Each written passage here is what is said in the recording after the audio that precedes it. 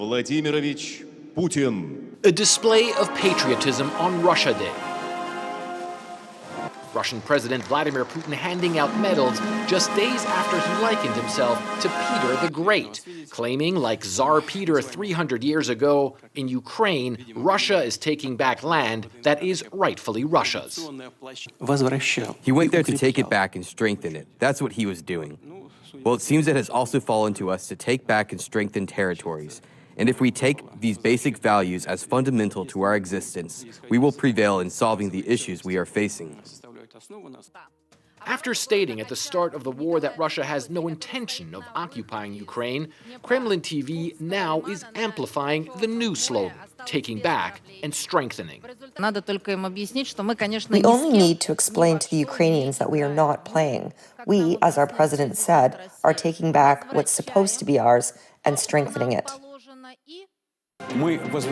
Take back and strengthen. Those words also start the show of the man known as Putin's chief propagandist, then showing images of people in Russian-occupied territory in Ukraine receiving Russian passports, and pro-Russian fighters in Ukraine's Donbas region firing at Ukrainian forces with a clear message.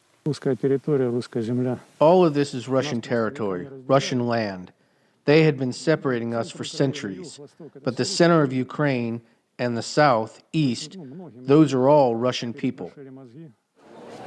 At the same time, the Russians are making clear the current sanctions won't make them change course. The country's economy has stabilized, and this weekend a Russian company reopened several restaurants formerly owned by McDonald's under the new brand name Tasty, and that's it.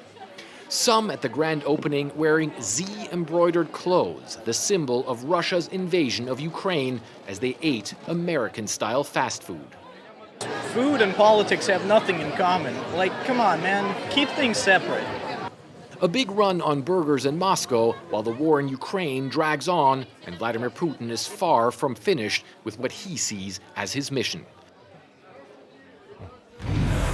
And a lot of this, Jake, has some of the U.S.'s Eastern European NATO allies extremely alarmed. One of the places that Vladimir Putin was talking about when he spoke about Peter the Great and some of the territories that Peter the Great took back, as Vladimir Putin put it, is in today's Estonia, which is, of course, a NATO ally. Finland, which is looking to join NATO, also extremely concerned because they have a big ethnic Russian population. And there is actually a member of the Russian parliament, which is in a party close to Vladimir Putin, that has now started a motion to essentially unrecognize the independence of Lithuania. So the big question for a lot of Eastern European states is, where does Vladimir Putin intend to stop?